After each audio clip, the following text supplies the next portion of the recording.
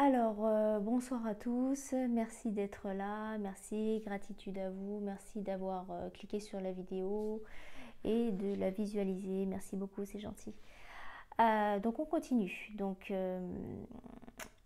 l'incarnation, donc en fait une âme avant de s'incarner, il faut savoir qu'elle a choisi sa mission de vie, elle a choisi euh, dans quel corps elle allait s'incarner, dans quelle famille elle allait s'incarner, qui seront ses frères et sœurs, quelles seront les personnes qu'elle va rencontrer sur son chemin, les épreuves qu'elle va subir, qu'elle va vivre. Elle a choisi, elle a tout choisi en fait. Elle a choisi son origine, elle a choisi son sexe, etc. La mission de vie, en fait, c'est un contrat que l'âme a choisi de vivre en, en s'incarnant dans sa vie et dans son corps terrestre, en fait.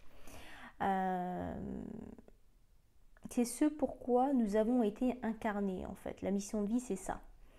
Euh, comment on, comment est-ce qu'on,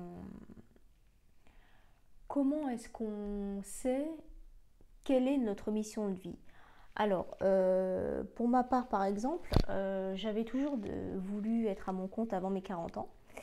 Je ne savais pas dans quoi, mais je savais qu'avant mes 40 ans, ça se ferait. Donc, merci à l'univers pour ça, puisque ça s'est réalisé. Et en fait, à partir du moment où on fait un métier 5 jours sur 7 et que ce n'est pas raccord avec soi-même, avec ses valeurs, avec, avec son âme, tant que ça ne résonne pas avec son âme, ça veut dire que ce n'est pas ça. Les burn-out, les dépressions, etc., ce sont des signes de l'univers qu'on n'est pas sur la bonne route et qu'il faut changer de chemin. Voilà. Le burn-out, par exemple, ce sont des personnes qui restent parce qu'elles ont peur de partir, elles ont peur de changer de travail, elles ont peur de ne plus avoir de travail. Donc en fait, elles se forcent alors qu'elles sont en souffrance jusqu'au moment où leur corps ne peut plus, le mental ne peut plus et ça lâche. Voilà. Moi j'ai demandé à l'univers, donc ça a été entendu, merci, euh, d'être à mon compte, mais dans le bien-être. Pourquoi dans le bien-être? Parce que on se sent utile quand on aide les gens. On sait ce qu'on a fait concrètement. Euh, c'est pas derrière un ordinateur ou travailler pour quelqu'un. La facturation, la comptabilité, etc. Voilà, si ça ne résonne plus avec son soi intérieur, c'est qu'il faut se poser des questions. La semaine prochaine, non, à la fin de la semaine, il y a le salon Zen à Paris. Excusez-moi, j'ai les cheveux qui un peu en pétard. Il y a le salon Zen Espace Champéret tous les ans. C'est toujours fin septembre, début octobre. Il y a plein de stands, il y a plein de, il y a des médiums, il y a des tarologues, il y a des masseurs, il y a des énergéticiens, il y a des personnes qui vendent des bougies, il y a des conférences sur des auteurs qui ont écrit plein de livres sur la spiritualité, il y a tout ce qui... Il y a des vendeurs de bols chantants, il y a des vendeurs de pierres, de minéraux, etc. Euh, moi j'y vais tous les ans, c'est une passion, c'est un rendez-vous. On aime bien y aller avec ma soeur, ma grande soeur. D'ailleurs, c'est ma grande soeur qui m'a initiée à la spiritualité. On se ressemble beaucoup physiquement, donc, parce que dans une vie antérieure, on était sœurs jumelles. Et donc, en fait, pour se rappeler ça, le petit clin d'œil, c'est que voilà, aujourd'hui, on se ressemble beaucoup physiquement alors qu'on n'est pas jumelles, mais on se comprend beaucoup. Je la remercie d'ailleurs pour l'initiation. Gratitude, merci, merci, merci. Euh, Parce que sans elle, je ne serais pas là. Je ne serais pas là à vous parler, à transmettre les messages et à être heureuse tout simplement. Donc on y va ensemble, on fonctionne beaucoup par télépathie, on se comprend, on s'entraide, voilà. Ce qu'il faut savoir aussi, c'est que quand on est face à des épreuves où on souffre, où on, où on a l'impression que tout s'écroule, déception amoureuse, quand on perd son travail, quand on... Voilà, toutes les épreuves de la vie, il faut savoir que on les a choisies en conscience avant de s'incarner sur Terre. Pourquoi Parce que ce sont des blessures qu'on a envie de guérir dans cette vie-là, dans cette vie terrestre. On est capable, toutes les épreuves qu'on vit, on est capable de les surmonter. On les a choisies en conscience avant de naître. Et il faut savoir que si l'univers met des épreuves comme ça aujourd'hui face à nous, c'est qu'on est capable de les surmonter. Il y a des exceptions où les épreuves peuvent être très dures et insurmontables. C'est là où malheureusement on a des personnes qui se suicident parce qu'en fait, lorsqu'ils ont choisi leur mission de vie, ils ont mis la barre trop haute. Donc là, c'est vraiment les exceptions, les exceptions à la règle. Voilà, quand on entend, par exemple, j'entends parfois, on choisit pas sa famille, on choisit pas ses parents, bah c'est faux.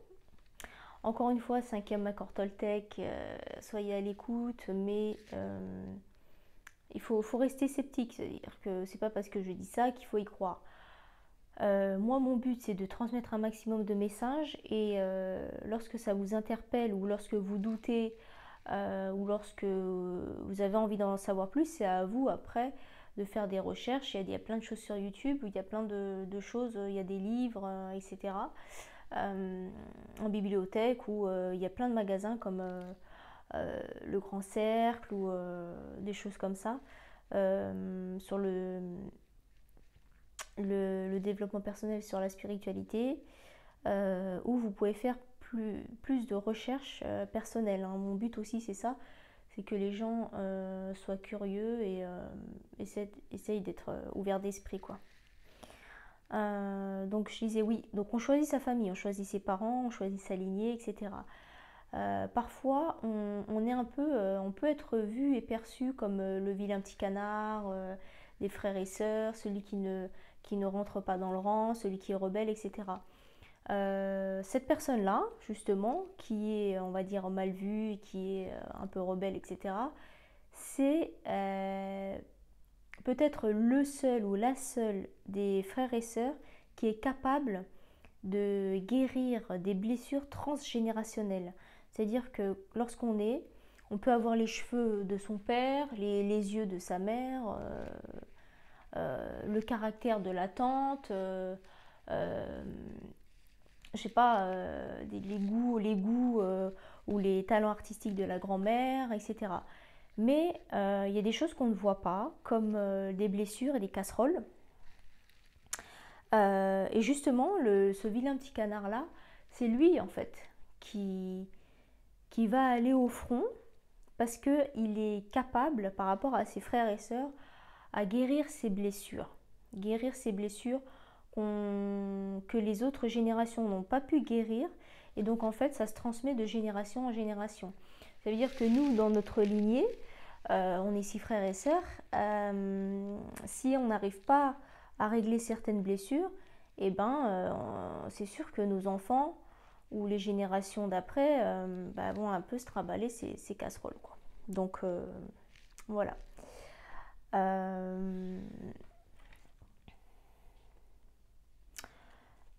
Là j'ai tout dit, excusez-moi, mais je suis en train de lire pour éviter de répéter et éviter d'oublier des choses.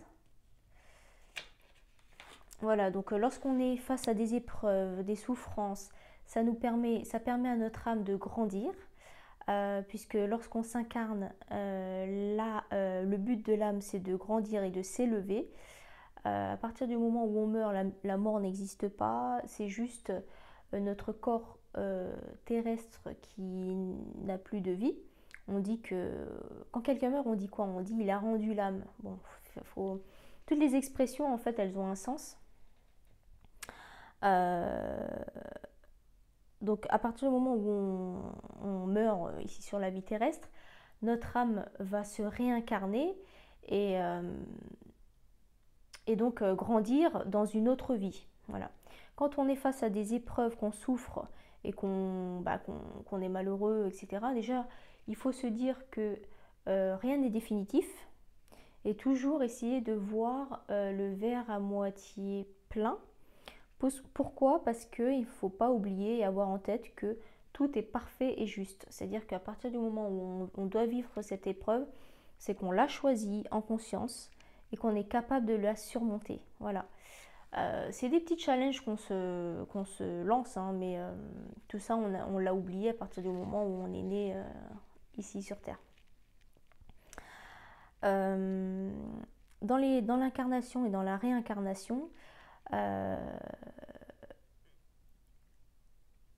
il ne faut pas oublier, il faut avoir conscience que dans une autre vie, par exemple, si là aujourd'hui, dans cette vie-là, on souffre, on est on va dire en position de victime.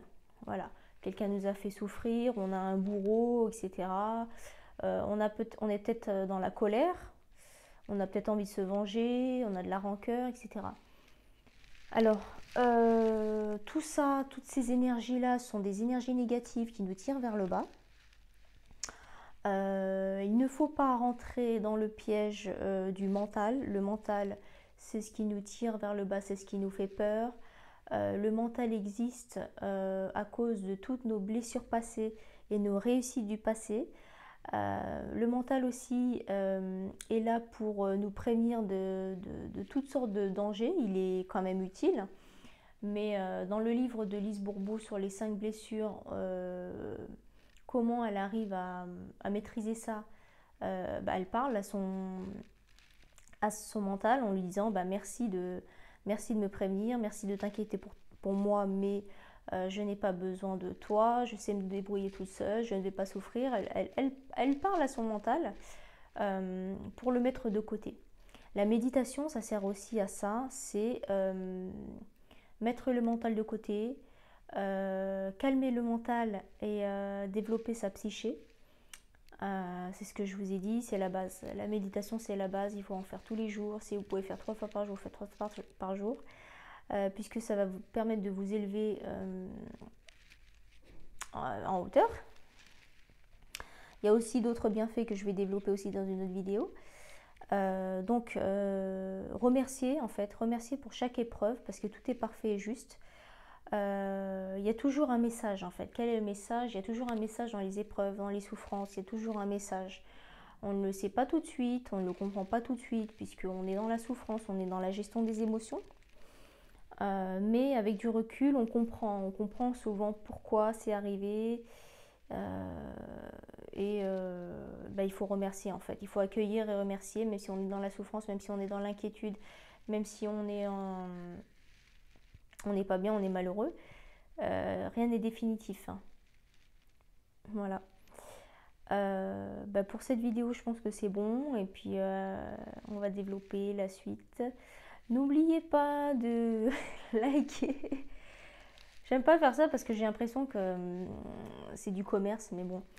Il faut, pour me motiver, pour me dire que tout ça a un sens. Likez, abonnez-vous, partagez pour aider un maximum de personnes. Essayez de faire une bonne action chaque jour. Un petit mot gentil à quelqu'un. Tenir la porte à quelqu'un. Je sais pas moi. Aider les petites vieilles à traverser. Voilà. Mais non, en tout cas, ne croyez pas ce que je dis. Restez sceptique. Mais en tout cas, dans le 5e accord Toltec, ce n'est pas interdit de s'abonner, s'abonner à la chaîne, d'en parler, d'aider les autres, quoi. C'est tout. Voilà, merci, c'est le principal. Merci. Gratitude, merci. Pourquoi on dit merci 3 fois d'ailleurs? Puisque merci une fois, on le dit souvent toute la journée. Il arrive parfois de dire merci, merci 2 fois parce que la personne n'a pas entendu, ou dire merci à 2 personnes différentes, je sais pas. Quand on dit merci, merci, merci, pourquoi on le dit 3 fois? Puisque c'est rare de dire quelque chose 3 fois de suite. Donc dès qu'on remercie 3 fois, c'est direct, ça monte directement. Ça monte à l'univers, ça va directement à nos guides, ça montre notre sincérité, notre gratitude, ça appuie en fait, ça appuie la force de la gratitude et de la reconnaissance, c'est le plus important. En tout cas, merci d'avoir regardé jusqu'au bout, et je vous dis voilà, à la prochaine vidéo.